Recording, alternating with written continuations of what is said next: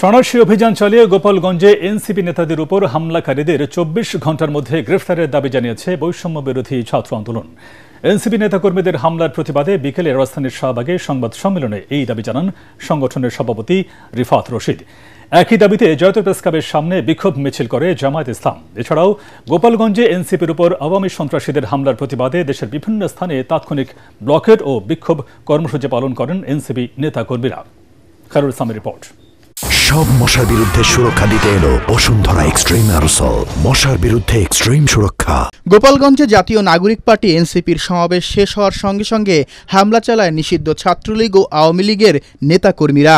দফায় দফায় ধাওয়া পাল্টা ধাওয়ায় গোপালগঞ্জ পরিণত হয় রণক্ষেত্রে।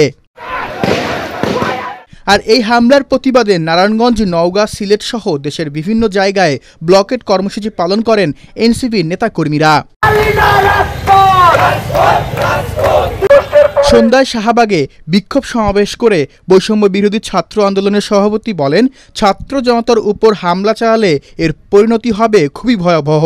সারা দেশে আওয়ামী সন্ত্রাসীদের দ্রুত গ্রেপ্তারের জন্য গোপালগঞ্জ সহ সারা দেশে ২৪ ঘন্টার মধ্যে সাঁড়াশি অভিযান পরিচালনা করতে হবে।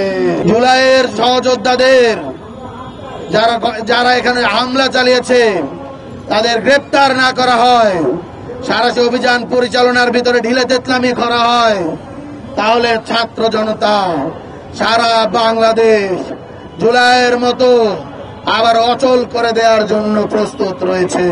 বিকেলে একই দাবিতে জাতীয় প্রেস ক্লাবের সামনে বিক্ষোভ মিছিল করে জামায়াত ইসলাম বলেন, ২৪ ঘন্টার মধ্যে আওয়ামী সন্ত্রাসীদের গ্রেফতার করা না হলে সারা বাংলাদেশের ছাত্র জনতা গোপালগঞ্জের অভিমুখে মার্চ করতে বাধ্য হবে। ফ্যাসিবাদের এই বাকি দোষর যারা আছেন, ২৪ ঘন্টার মধ্যে তাদেরকে গ্রেফতার করে আইনের আওতায় নিয়ে না আসলে বাংলাদেশ জামায়াত ইসলামী জনগণকে সাথে নিয়ে পরবর্তী কঠোর কর্মসূচির মাধ্যমে বাকি দোষরদের গ্রেফতারে প্রশাসনকে আমরা বাধ্য করতে ময়দানে নামতে বাধ্য হব। হামলার ঘটনার তীব্র নিন্দা ও প্রতিবাদ জানিয়েছে বিভিন্ন রাজনৈতিক দল ও সংগঠন।